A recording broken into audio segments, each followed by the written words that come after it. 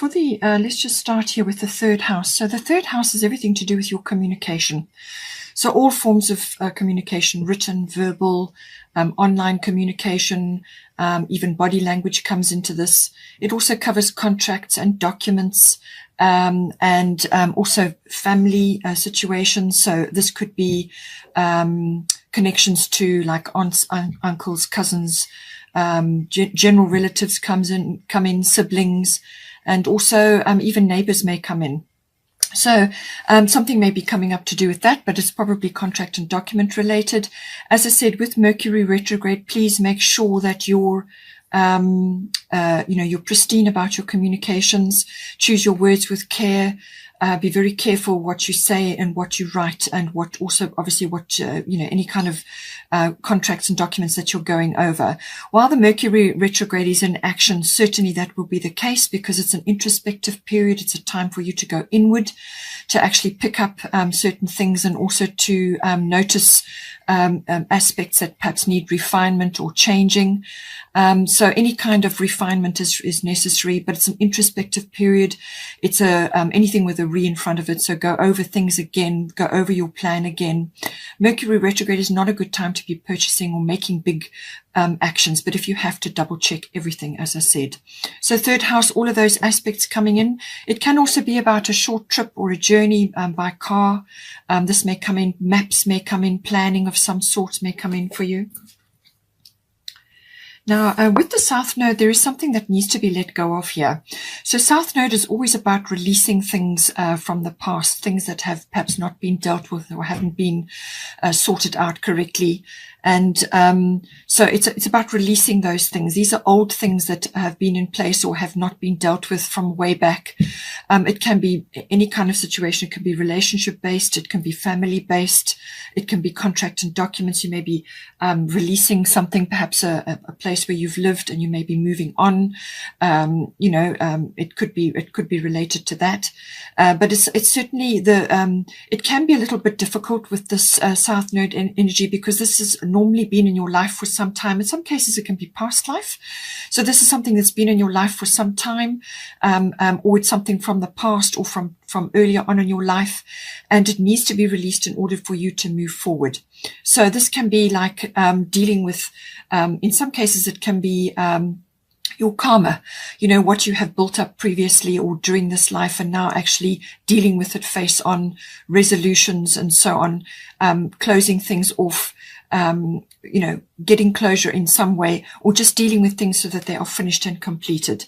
You need to let go of a whole lot of things. In some cases, this can be emotional baggage. It can also be things that you need to say, things that you need to release, and to move on. But it's moving into the future. That's really where you want to go. But the past, it's saying that some big door is going to come closed at this time. So, do what you need to do, deal with what you need to deal with, and be clear about it. Because as I said, with this new moon solar eclipse, this is a fresh start, a new beginning, and you need to let go of the baggage. You need to let go of a whole lot of things that perhaps have been troublesome for you. And it all involves your communication. We have got white Taurus sensitivity. You are becoming increasingly sensitive. Avoid harsh relationships, environments, situations, and chemicals. So certainly when you start going through this release period, when you start dropping the baggage and so on, it can be a little bit emotionally draining. So this will automatically make you sensitive. But it's just saying that in general, your sensitivity is going to be very high. So be careful, as I said, with your words and what you're expressing and what you're, putting down in writing and so on. Choose everything. Be very careful. Be very clear about what you're saying and doing. But it's just saying that you need to clear certain things, and release yourself from certain things. In some cases, it can also be to, kind of move away from situations which have not been working for you, anything that's triggering you. So this can, as I said, come from harsh relationships, environments that are not suiting you anymore because you've outgrowing them, situations and chemicals. So clear out your home, have a thorough look over everything, and get rid of things that are toxic for you. So sensitivity, this is all of us on the ascension path as well. It's about, you will become more and more sensitive, and just certain things just will not work for you anymore. And so they have to be released. They have to be let go of, or you need to move away. In some cases, it's a kind of a retreat. Certainly with Mercury retrograde, that can be the case. It's an introspective period. But it's anything with a re in front of it. So reinvention, relocation, repeat, revise, redo, anything with a re in front.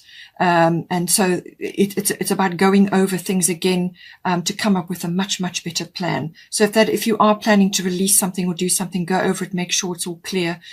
Choose your words with care, as I said. But just be aware that you are going to be in a sensitive frame. And this is necessary in order for you to release a whole lot of things that need to go now. We have got here 12th house. So this is the house of the unconscious.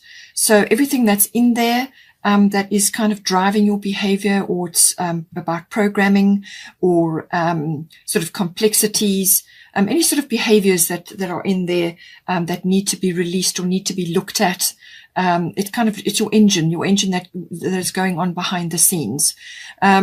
And it can also be, as I said, about a retreat and in some way, shape or form as well. And this can be just a retreat to sort things out for yourself, but it can also be a physical break. Maybe you're taking a short journey away just to have a break. It could be a yoga retreat, anything like that can come in. It's also very much about your spiritual life, spirituality, and all things spiritual related, meditation, mysticism. But it also is very much about healing. Now, you have also got Pisces here, so I expect that's going to come in to do with relationship or to do with children as well. And with this energy, great healing is possible. And certainly with Jupiter moving through Pisces at this time, there's great opportunity for healing there, because the Jupiter energy is breakthrough. It's luck. It's expansion of some sort. And so that all of these things can be highlighted. It can also expand or highlight aspects that need to be worked on in order to bring about the healing or to bring about peace, internal peace and so on. But reflection, looking at things, and certainly you're going to need to do that with the South Node card. So it can also in some cases be about releasing things, as I said. So this can be releasing things which have been troublesome for you. And these can be any kind of addiction or any kind of escapism, just not actually facing certain things that can also come in. But it also is about resolutions and endings, and that will come up with the South Node, as I said. So everything in the unconscious that needs to be sorted out will come out as well. Now you've got here part of fortune coming in. So this is a nice card to be coming in. This is a nice energy. In some cases, it can be very helpful, because it's like lady luck or good fortune is smiling on you. And so it can bring you, and I do feel that this is why it's going to activate possibly healing or some kind of resolution. It's going to bring you into a position of more power. And in some cases, this can be effort that you've been putting into something, and you're now going to see an increase of fortune or an increase of happiness or just an increase of lightness of being. The part of fortune can stir all those things up in you. And it really is, it's quite a rewarding energy. You can have, as I said, good fortune, or just be in a position of receiving things which are like blessings. And it can also be perhaps notoriety in some cases as well. So any of those energies can come in.